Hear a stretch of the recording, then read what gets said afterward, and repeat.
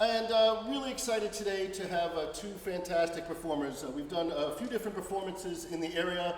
Last weekend, they were kind enough to come down to Asheville, North Carolina, where I run another music series, and we did this program there. It was such a great success. We knew we had to do it up here, and hopefully we'll do it again. And just this is such a wonderful combination of instruments, the oboe, bassoon, and piano, that you just don't get to hear up close and personal like this very often.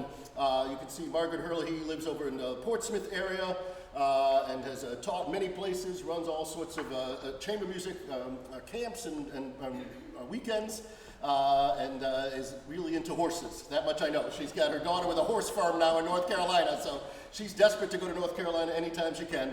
And then Janet Polk and I, we were colleagues at Dartmouth when I taught there way back when. Janet is still teaching there, so she has seniority over everybody at Dartmouth.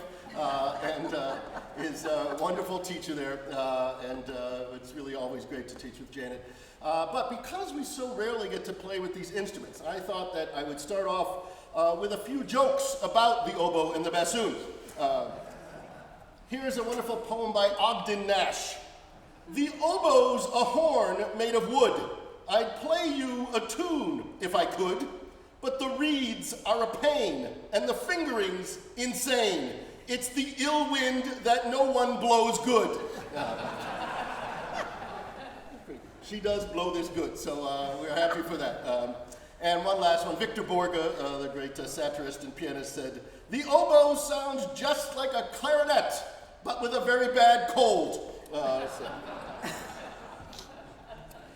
Now, there's not so much fun stuff about the bassoon because it's such a regal, beautiful instrument, as you will hear, but Wallace Stevens wrote a poem where he says, the wind, tempestuous clarion with heavy cry, came bluntly thundering, more terrible than the revenge of music on bassoons.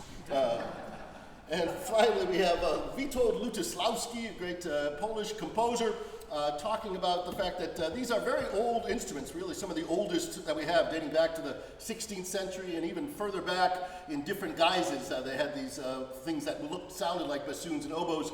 Lutosławski said, I love those traditional instruments, though of course they are anachronisms. Satellites are running around our planet, but we still play bassoons. It's ridiculous. So it's not really ridiculous because it's such a great instrument. But we want to introduce you to a composer you probably have never heard of. His name is Ludwig Milde. I had not heard of him, but apparently, if you play bassoon, you have heard of Ludwig Milde, because he was a great bassoonist of the 19th century, and he wrote two important books that have become kind of pedagogical tools for all bassoon players, one called 25 Studies in Scales and Chords, another called 50 Concert Studies. Janet makes most of her students, she tortures them with Ludwig Milde, but I think he's actually a pretty nice guy. And the music he writes is quite beautiful. All I know about him, he was born in 1849 in Prague. He taught bassoon in Prague and in Bucharest, wrote a few bassoon concertos. But this piece, we don't know when it was written, and in fact it was lost for over 100 years.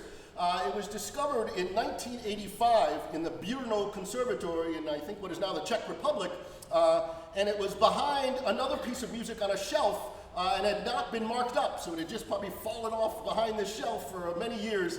Thankfully it got taken out, reprinted, republished. It is the concertino for bassoon, oboe, and orchestra. I can't afford an orchestra, so I'll do it on the piano. And it's really just a lovely piece to get us started. Here's Ludwig Milde.